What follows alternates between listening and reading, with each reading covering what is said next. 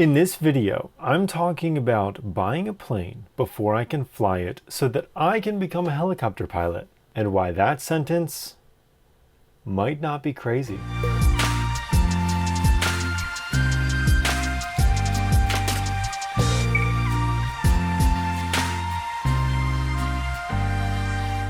Hello everyone, I'm Nathan Foster and welcome to my completely cluttered, unfinished, awesome new studio and study space. If you've been following my channel for any length of time, you know that I have been talking about learning how to fly a helicopter and everything involved and why I'm doing it. I do have a video. If you don't know any of that, I have a video to our announcement in somewhere up there. Right now, we're actually talking about airplanes. While I was in the initial research phase of learning what it took to become a helicopter pilot, I got connected with a family friend who is a pilot, very experienced, and he mentioned to me that some new helicopter pilots become fixed-wing pilots first and then become helicopter pilots afterward. I immediately brushed that aside because I thought, no, I just want to be a helicopter pilot. But after learning that my local helicopter flight school is not taking any new students right now, and after seeing some more numbers, I started looking into airplanes. Before we look at the fixed wing side, let's glance at the helicopter side. So we have numbers to compare. To become a commercial helicopter pilot that is also instrument rated, with minimum hours at my local flight school cost roughly $74,300. Now those are minimum numbers. That is the minimum legal required hours. Hardly anyone ever actually gets their license within the minimum hours. So you have to take that number and kind of inflate it a bit. I've talked to some local flight schools in my area for fixed wing, and I have chosen my school for fixed wing. So I ran the numbers. I did not go minimums. I actually added some more hours so I'd have some numbers to have a good idea of what I was looking at.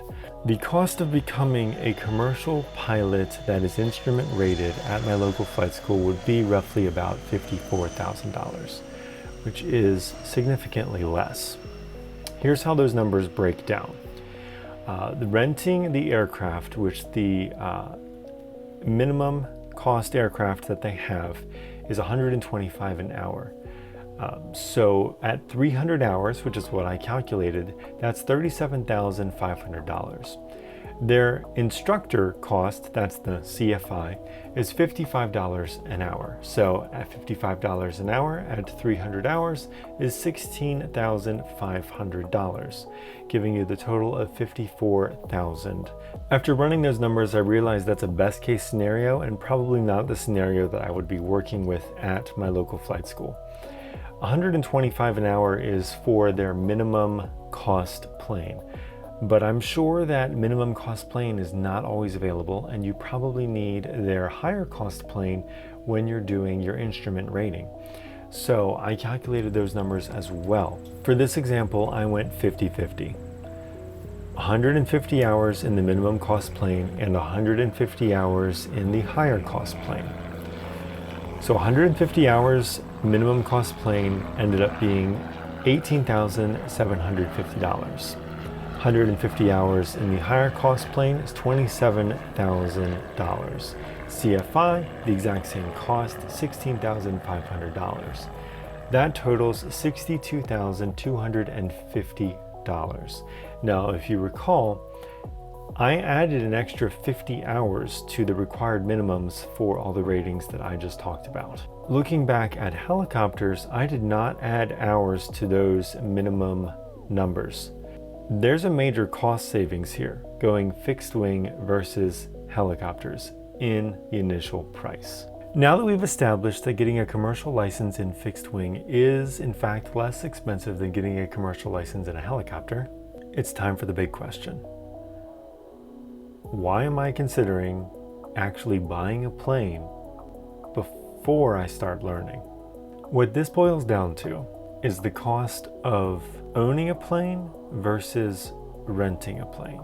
How much does owning my own plane cost me per hour based on how many hours I plan on flying versus how much renting the plane from the flight school cost per hour based on how many hours I plan on flying?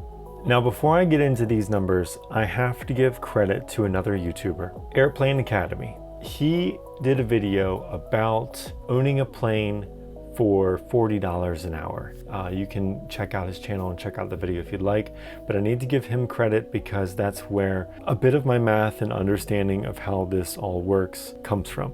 Also, a second disclaimer, a lot of what this math is based off of assumptions. With everything that you're doing with this sort of thing, there's risk involved. There's risk involved with anything you do, with purchasing a car, with buying your house. I mean, anything can technically happen. Here we go. Based on research I have done and looking at the example of those who have gone before me, here's the scenario.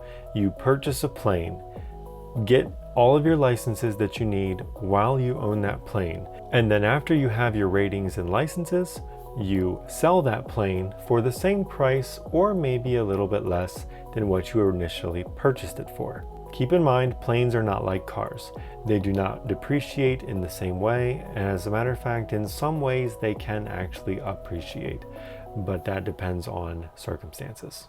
For these calculations, I did 3 examples. Now keep in mind, it is still very expensive. No matter what you do, going into aviation is expensive.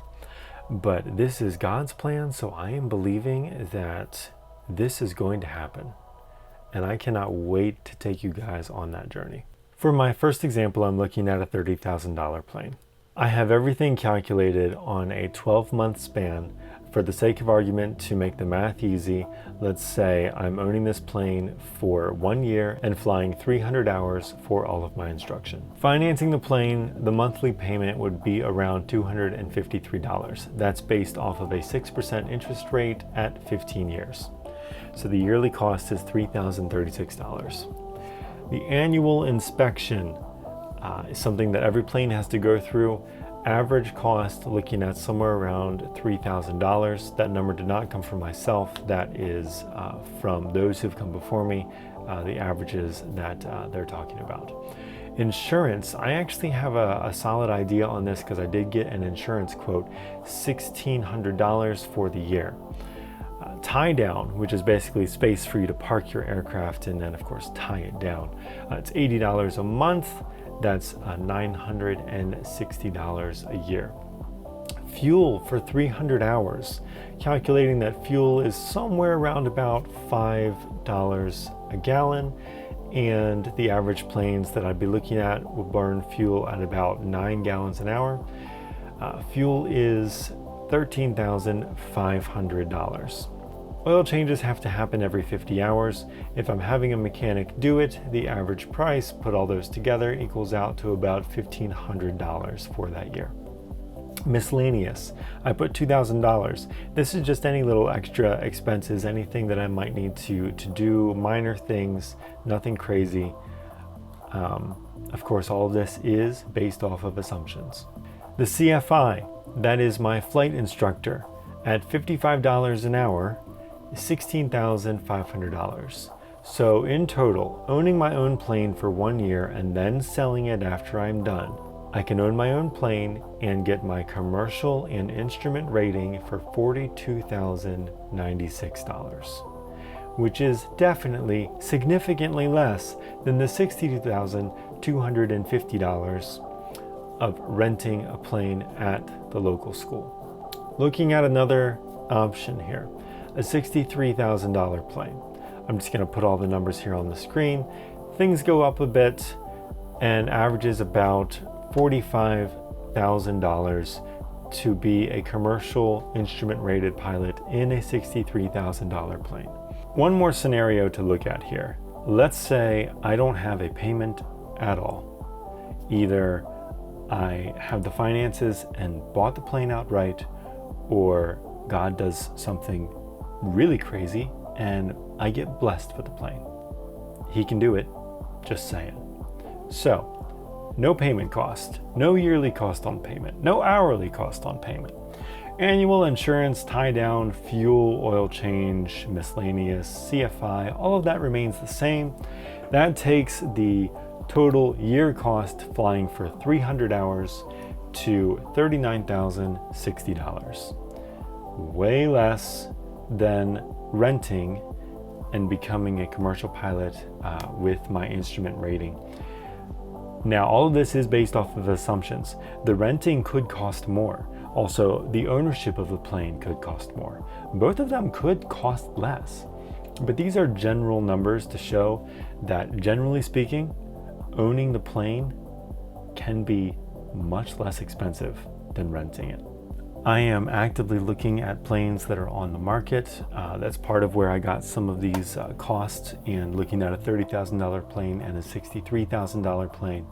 So that's what I'm thinking about, and that's why I'm thinking about owning a plane, and why owning a plane might not be crazy. So if you know someone trying to get rid of a plane, hey, send them my way.